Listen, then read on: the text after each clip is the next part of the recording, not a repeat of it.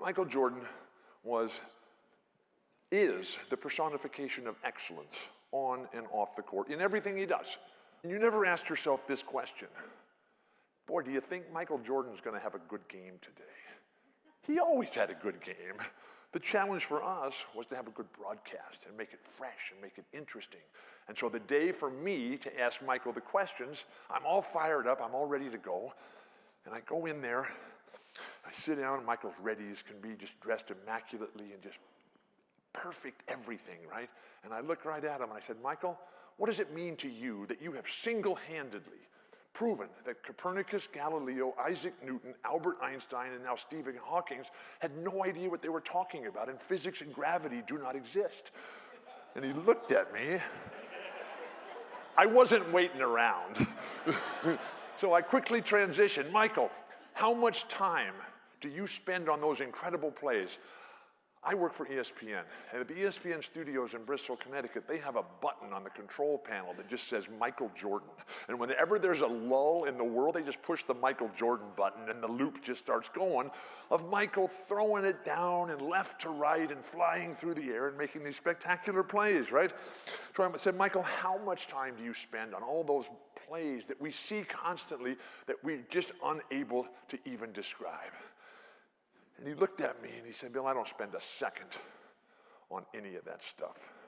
I spend all my time, Bill, on my foundation, on my fundamentals, on my physical fitness, on my footwork.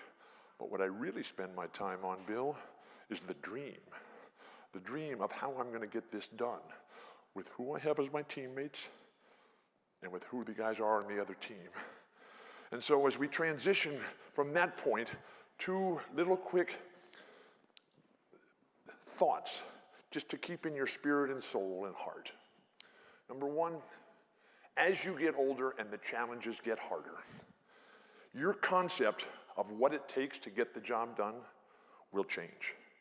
I thought I used to know, but then my spine failed. And that's when my concept of everything that it takes to be the champion, to come out on top, that changed exponentially. And so be ready for that time. Hopefully, it's going to be a gradual transition into that incredibly difficult challenge. For me, it was not. Bam, on the floor. Could no longer move, could no longer eat, think, sleep, dream, hope, anything, couldn't function. And that's when I learned everything is a lot harder than we thought. Then the second thing is, you will never finish what you don't start.